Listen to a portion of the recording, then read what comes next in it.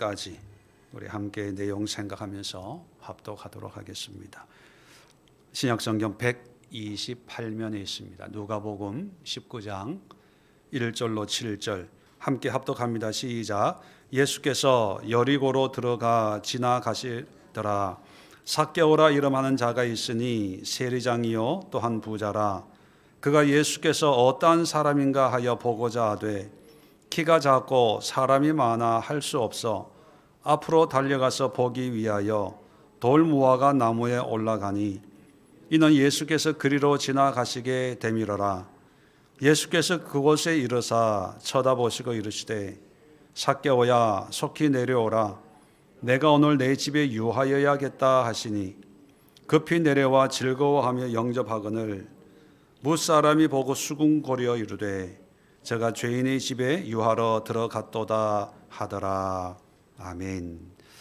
자, 오늘 이 말씀을 통해서 여리고의 구원이라는 의미로 함께 말씀을 나누어 기도하려고 합니다.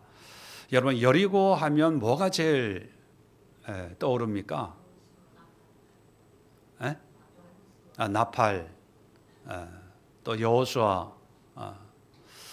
여리고 하면 가장 유명한 사건이 여호수아서에 있는 가나안 정복할 때 첫 번째 정복한 성 여리고 성을 떠올릴 겁니다. 예, 맞습니다. 그 여리고 성이 바로 지금의 여리고라고 하는 이 마을입니다.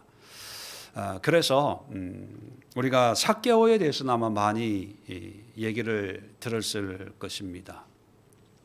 근데 이 삭개오를 이해하려면 이 여리고라고 하는 어떤 지역적인 어떤 신앙적인 특색 속에서 이 삭개오를 이해해야 됩니다. 왜냐하면 마태, 마가, 누가 복음에 이 예수님이 마지막 예루살렘을 향해서 가는 이 여정을 기록하고 있는데 이 세 복음, 요한복음서는 이제 다른 성격의 복음서이고요.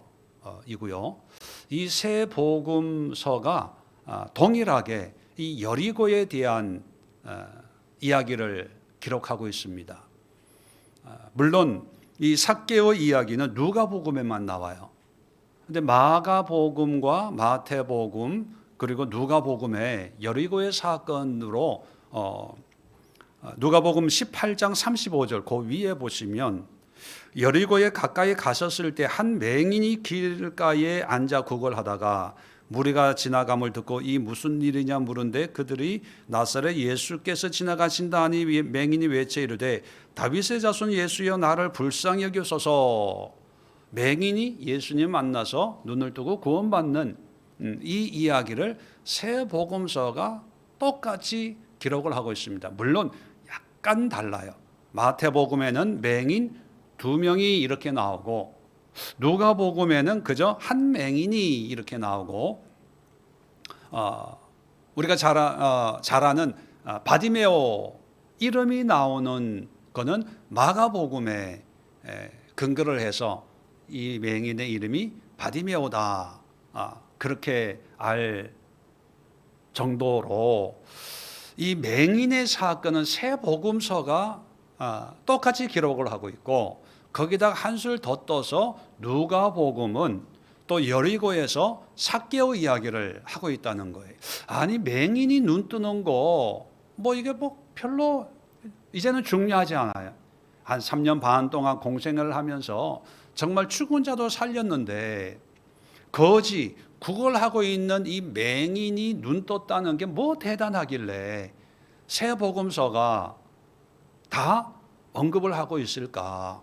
그리고 특히 누가복음은 아까 읽었지만 18장 35절에 여리고에 가까이 가셨을 때 다시 말하면 여리고에 도착하기도 전에 이 맹인 마가복음으로 보면 바디메오라는 맹인을 만나서 치료하는 그런 역사가 있었고 오늘 19장 1절에 예수께서 여리고로 들어가 지나가시더라. 들어가서 이제 그 성을 통과할 때 삭개오를 만난 거예요. 그러면 맹인 눈 뜬 것 따로 삭개오 구원 받은 것 따로 이렇게 따로 이해하기보다는 어떤 이런 흐름 속에 자, 들어가기 전에 맹인을 만났고 들어가서 지나가시다가 삭개오를 만났어요. 그 중간에 매개체 역할을 하는 게 여리고라는 도시거든요. 그래서 이 여리고를 가까이 갈 때 여리고를 강조하는 의미는 아마 이 예수님의 이 사건을 예수님도 어떤 여리고라고 하는 어떤 그런 전통적인 성경적인 의미를 염두에 두고 맹인을 그리고 삭개오를 만나고 있다는 거예요. 그래서 이 여리고라고 하는 의미 없이 삭개오를 만나면 그냥 우리가 그냥 일반적으로 아는 삭개오의 어떤 그런 믿음이나 또 예수님이 어떻게 이름을 아는지는 모르지만 세리장이었으니까 뭐 알게 됐을 수도 있는데 그냥 삭개오와 예수님과의 어떤 그런 개인적인 그런 만남, 한마디로 삭개오가 정말 운이 좋았다 이렇게 이해할 수도 있거든요. 근데 성경의 흐름을 보면 맹인도 그렇고 삭개오도 그렇고 결과는 똑같아요. 다 구원받았다. 내 믿음이 너를 구원하였다. 또 삭개오에게는 9절에 오늘 구원이 이 집에 이르렀으니 이 사람도 아브라함의 자손이다. 구원의 결과는 똑같은데 이 여리고라고 하는 그 의미로 이제 좀 오늘 말씀을 생각해 보면 자, 삭개오와 이 맹인은요 전혀 다른 성향의 사람이에요. 이 맹인은 가난하고 구걸할 정도로 정말 미천하고 아무 어떤 희망이 없는 그런 사람을 이제 지칭을 한다면 삭개오는 정반대. 오늘 여기 보면 2절에 보면 세리장이여 또한 부자라. 뭐 세리에 대해서 여러분 잘 아실 거예요. 유대인들이 죄인으로 취급받는 그런 부류의 사람이지만 세무서장이고 또 엄청난 부를 가지고 있어서 보통 율법적으로는 뭐 죄인 취급받지만 사회적으로는 세리장이기 때문에 학문도 있고 배운 그런 사람이고 또 부유한 사람. 그렇게 보면 이 맹인과 삭개오는 이 정반대 대비되는 가장 낮고 가난하고 비참한 사람의 대표가 맹인 바디메오였다면 하나님 없이 내 마음대로 내 뜻대로 하고 싶은 거 다 하면서 가장 부유하고 가장 넉넉하고 가장 똑똑하다고 자칭 그렇게 사는 어떤 이런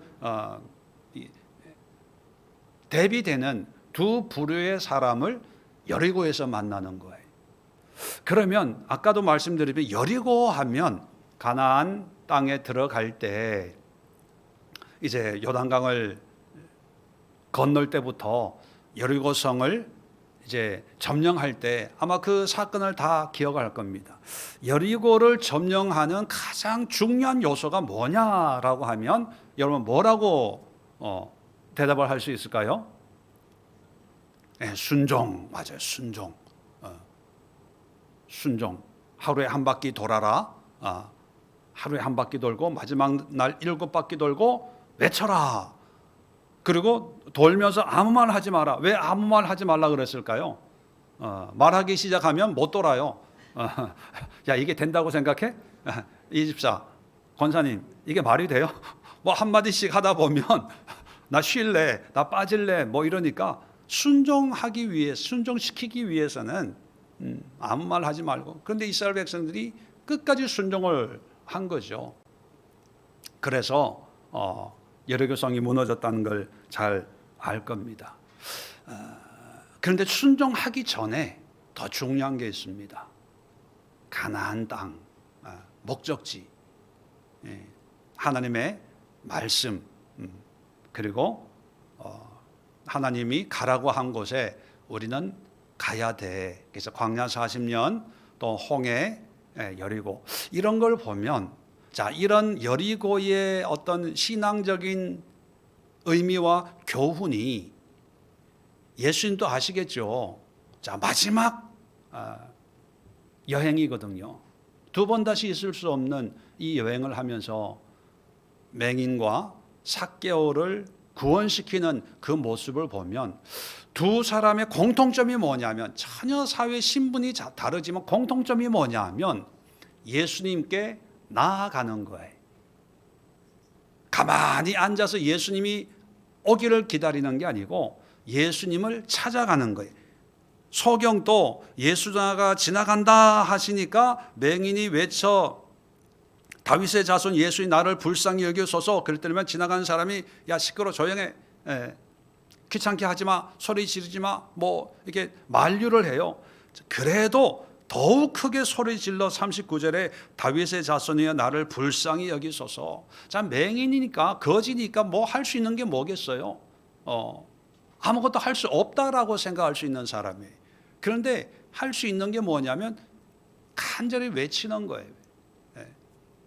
반대로 이 소경이니까 앉아서 외치는데, 자, 반대편에 있는 삭개오는 뭐예요? 소경이 아니니까 달려가는데 사람들이 많아요. 또 키가 작아요. 포기할 수도 있어요. 세리장이고 또 사회적인 지위가 있는 사람이고, 요즘도 그렇지만 키 작은 컴플렉스가 있잖아요. 키 작은 사람은 뭐 올라가는 걸 오히려 싫어해요. 올라간다는 그 자체가 나의 어떤 약점이라고 생각하기 때문에. 그런데 이 삭개오는 그런 장애를 뛰어넘고 이 무화과 나무 위에 어른이 올라가서 예수님을 만나 예수님이 어떤 사람인가 보려고 했다는 것.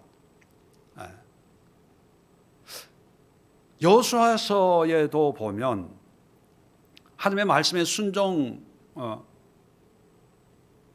위해서는 어떻게 합니까? 이해가 안 되고 합리적으로 타당성이 없어도 하나님의 말씀이니까 행동하는 거예요. 순종하는 거예요. 하나님 앞에, 말씀 앞에 내 삶을, 몸을 드리는 거예요. 그래서 첫 번째 우리가 여리고의 구원을 생각할 때 하나님 나에게 오시옵소서 이런 의미보다는 내가 가겠습니다. 만나겠습니다. 찾아가겠습니다. 뭐 그런 마음으로 소경은 앉아서 소리를 지르는 거고, 삭개오는 나무 위에 올라 체면 뭐 이런 거, 남들이 나를 어떻게 볼까 창피할 거 아닙니까? 사람들은 세리장이라고 하는, 세무서장이라고 하는 걸 다 아는 상황 아니겠습니까?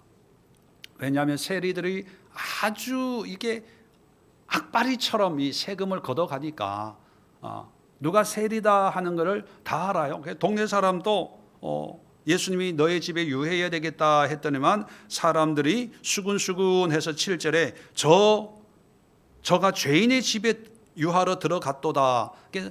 이 삭개오에 대해서 다 알고 있다는 거예요. 근데 그 사람이 나무 위에 올라가 자존심을, 체면을 내려놓는 거죠. 자, 그럼에도 불구하고 예수가 누구인가, 어떤 사람인가 보려고 할 때 그때 구원이 일어난다는 거죠. 그렇다면 우리도 예수님의 은혜를 구하기 위해서 피곤하고 뭐 그런 우리의 어떤 환경적인 제약들이 분명히 있습니다. 그런데 그럼에도 불구하고 사람들이 시끄러 조용해 잠잠해라 라고 하는 어떤 그런 한계나 장애를 극복하고 예수님을 만나야 되고, 삭개도 그런 한계를 극복하는 이런 열심, 열정이 있다는 거예요. 그런 걸 보면 여호수아 시대의 어떤 여리고성을 함락시키는 그런 모습과 이 두 사람의 그런 열정, 열심, 헌신, 충성된 그런 모습을 우리가 오버랩해서 우리가 함께 이해할 때 예수님이 어떤 의도로 이 사건을 일으켰는지를 좀 더 다가갈 수 있는 그런 계기가 될 수 있다는 거죠. 두 번째는 예수님에 대한 믿음입니다. 믿음. 소경도 예수라는 말씀을 듣자마자 다윗의 자손 예수여. 다윗의 자손 예수라고 하는 것은 메시아라는 얘기거든요. 그리고 41절에 무엇을 하여 주기를 원하냐 물어보니까 보기를 원합니다. 다시 말하면 예수가 치유하시는 능력이 있는 분이다. 예수님에 대한 이런 확고한 믿음이 있기 때문에 이렇게 장애를 넘을 수 있었던 거거든요. 자, 삭개오도 예수님이 내려와라, 오늘 너 집에서 하룻밤 신세 져야 되겠다라고 그냥 그 말씀만 했어요. 자, 그랬더니만 8절에 삭개오가 예수님에게 뭐라고 얘기하냐면 내 소유의 절반을 가난한 자들에게 주겠사오며 만일 누구의 것을 속여 빼앗은 일이 있으면 내 갑절이나 갚겠습니다. 이건 뭐 하라 마라 하기도 전에 예수님 앞에 자기 스스로 고백하는 거거든요. 이건 뭐냐면 믿음의 고백이자 회개의 고백이자 어떤 헌신의 고백, 이게 압축적으로 되어 있는 거거든요. 재산을 반을 나눠주겠다, 이게 쉬운 게 아니거든요. 또 불법적으로 뺏은 게 있으면 4배를 갚겠다. 율법적으로는요 5분의 1만 갚으면 돼요. 이게 4배라고 하는 것은 엄청난 그런 피해 보상을 약속하는 거거든요.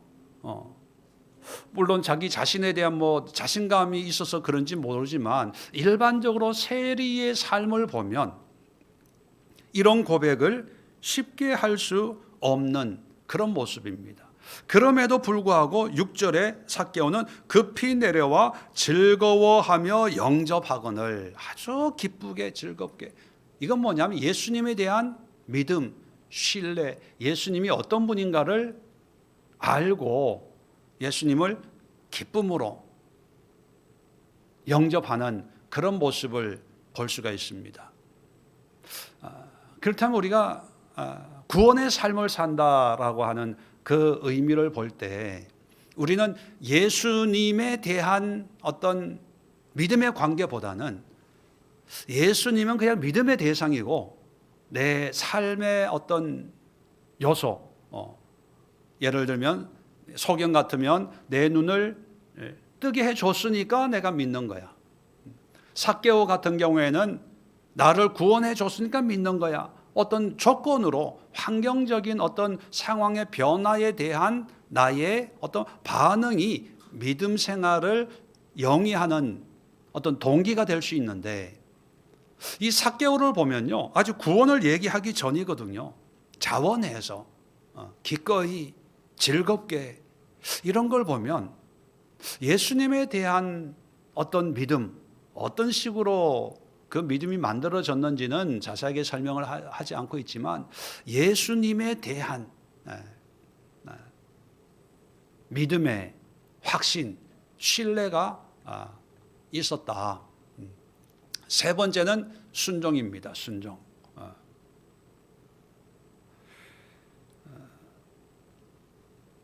맹인도 이제 눈을 뜬 다음에 43절에 곧 보게 되어 하나님께 영광을 돌리며 예수를 따르니 백성이 다 이를 보고 함께 하나님을 찬양하니라. 자, 눈을 뜬 뒤에 예수님을 따랐다 이렇게 표현하고 있고요.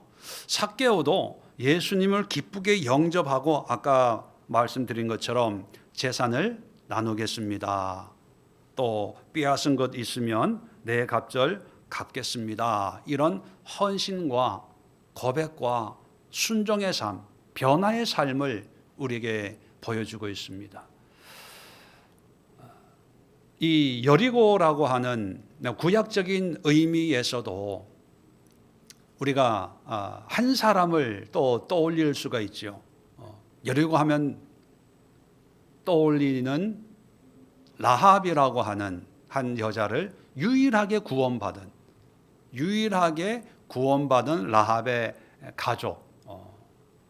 이 라합도 보면 그냥 소문만 듣고 이야기만 듣고 광야에서 여호와 하나님이 이스라엘 민족을 어떻게 인도하셨는지 그 이야기만 듣고 여호와 하나님이 참 하나님이십니다라고 하는 어떤 그런 믿음이 생겼고, 그 믿음에 순종하며 이 정탐꾼들을 숨겨 주었지 않습니까? 그런 걸 보면 여리고에서 예수님이 이런 두 사람의 어떤 구원의 역사를 우리에게 보여주면서 믿는다고 하는 것, 구원받는다고 하는 것이 어떤 의미이고 또 구원의 그 모습이 어떤 모습인가. 자, 구원은 받았어요. 또 뭐 죽으면 천국 간다는 확신이 있어요. 자, 그런데 중요한 것은 뭐냐면 그 구원의 모양과 모습이 철저하게 예수님에 대한 헌신과 순종과 그로 인한 변화의 삶이라는 거예요. 물론 삭개오는 어떤 경제적인 변화를 얘기해요. 뭐 반을 나누고 네 배를 갚고. 왜냐하면 이 사람에게는 어떤 돈이라는 게 또 다른 우상이었는지 모르지만 하여튼 예수님을 만나서 그 순종의 삶, 예수님이 뭘 해라 마라 얘기하지도 않아요. 그냥 예수님을 만남으로 해서 내가 예수님의 뜻 가운데 사는 그런 삶을 살아야지라고 자기 스스로의 어떤 변화의 고백, 이런 걸 하는 걸 보면서 정말 믿음이란 해라 마라, 이건 해도 돼 말, 어떤 지침을 세워놓고 1번 완성, 완료, 2번 진행 중, 뭐 이렇게 어떤 뭐 스케줄을 북처럼 그런 신앙생활의 의미보다는 예수님을 만남으로 해서 그냥 내 변화되고 순종하고 싶고, 이게 순종인지 아닌지 모르지만 예수님이 기뻐하는 그런 삶. 서경도 따라와라 얘기도 안 했어요. 근데 자기가 구원의 은혜를 누리고 그냥 자기 삶을 예수를 위해서 드리고 싶은 그런 어떤 순종의 삶. 우리는 그런 갈등을 많이 하죠. 야, 순종해야 되나 말아야 되나, 할까 말까, 할까 말까. 자, 이럴 때 참 우리가 내가 가진 이 구원이 이 정도밖에 안 되나? 어떤 그런 자기 스스로의 평가를 할 수 있는 그런 우리의 믿음이 되어야 되지 않을까. 마지막으로 라합처럼, 라합도 숨겨진 믿음의 사람이었잖아요. 드러나지 않는. 근데 이 여리고도 보면 소경, 정말 별 볼 일 없는 사람이에요. 근데 이런 사람이 어떻게 예수를 믿을 수 있을까라고 아무도 생각을 안 했고, 또 주변에 있는 사람도 다윗의 자손 예수여 나를 불쌍히 여기소서 했을 때 시끄러워 임마, 너 같은 게 뭐 예수 뭐 그런 대상이었죠. 그리고 세리 장인 삭개오가 예수를 믿을까? 아무도 생각을 못했어요. 의외의 사람들이죠. 라합도 여리고에 하나님을 믿는 사람이 있을까? 라고 했을 때 이방인이니까 뭐 누가 있겠어? 라고 다들 생각을 했겠죠. 그런데 하나님이 심어 놓으신 믿음의 사람이 있었고, 그 라합이 그래서 구원은 받은 것처럼 이 여리고에도 정말 별 볼일 길가에 앉아있는 사람이 구원을 받고, 또 반대로 가장 돈 많고 똑똑하다고 하는 삭개오가 구원받는 걸 보면서 야, 이게 우리가 눈에 보이는 대로 봐서 안 되고 생각하는 대로 생각해서 안 되고 듣는 것대로 들어서는 안 되는구나. 하나님의 역사는 누구도 몰라. 그래서 우리가 어떤 된다 안 된다, 가능성이 있다 없다, 우리가 어떤 세상적인 지식이나 정보를 가지고 판단하는 게 이게 하나님의 판단과 다르다는 것을 기억을 해야 됩니다. 특히 신앙의 복음에 대해서 전도할 때 야, 이런 뭐 말씀 믿겠어? 듣겠어? 저런 사람이 뭐 예수 믿겠어? 그럴 수 있어요. 그런데 의외로 예수 믿어요. 작년에 제가 두 사람 세례 받은 자 말씀드렸잖아요. 스님의 딸이 전도가 될까? 여러분 그렇게 생각할 거 아닙니까? 전도해서 열심히 신앙생활하고 있어요. 돈 잘 벌고 자기가 우상인 사람이 예수를 믿을까? 세례 받았어요. 저도 이 친구는 힘들 거야 그랬어요. 사모한테. 또 한 사람 어려운 상황에 있는 사람을 이제 또 전도하고 있는데 환경을 보면 희망이 안 보이지만 또 이 사람도 라합 같은 사람이 아닐까, 삭개오 같은 사람이 아닐까, 바디메오 같은 사람이 아닐까. 그래서 듣든 아니 듣든 우리가 복음을 전하고 또 그곳에 하나님을 나눌 때 하나님의 숨겨놓은 그런 사람들이 꼭 있다는 거예요. 그렇게 보면 이 여리고에서 마지막 예수님이 행하시는 이런 이적, 단순히 뭐 기적을 일으키시고 단순히 영혼을 구원하고 이런 차원으로 바라볼 게 아니라 예수님이 이 여리고라고 하는 그 도시의 어떤 신앙적인 역사를 통해서 그 역사는 여호수아 시대 때나 지금 이 시대나 하나님의 말씀은 동일하고 하나님의 뜻은 동일하고 하나님의 역사는 동일하다. 그렇다면 오늘날 2026년을 살고 있는 우리 시대에도 오늘날의 여리고가 참 많이 있겠죠. 도저히 우리 능력으로는 점령할 수 없는 또 여리고 같은 사람들이 있을 거예요. 내 신앙으로는 절대로 전도할 수 없는 그런 여리고 같은 사람들이 있을 텐데 그렇다고 해서 포기하지 말고 하나님의 말씀에 내 이성에 순종하지 말고 하나님의 말씀에 순종해서 예수님을 믿는 믿음으로 또 하나님이 택하신 백성인지는 모르니까 두려워하지 말고 가서 전하고 또 우리가 여리고 소경이고 삭개오 같은 입장이라면 내가 예수님을 믿는 믿음이 생길 수 있을까라는 그런 의구심도 있을 수 있고 여러 가지 어떤 신앙적인 갈등도 있지만 삭개오나 맹인처럼 예수님을 찾아가서 체면 몰수하고 주변 사람들 이러쿵 저러쿵 하는 거 신경 쓰지 말고 예수님 앞에 납작 엎드려서 나를 불쌍히 여겨 주옵소서. 나를 치료해 주시고 고쳐 주시고 새롭게 해 주옵소서. 예수님에 대한 믿음과 순종을 하면 바로 그 사람이 라합이라는 거예요.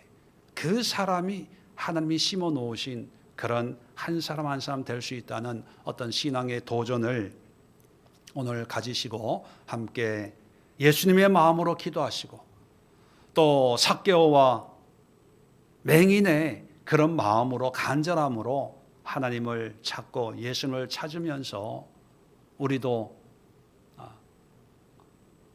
하나님의 심판의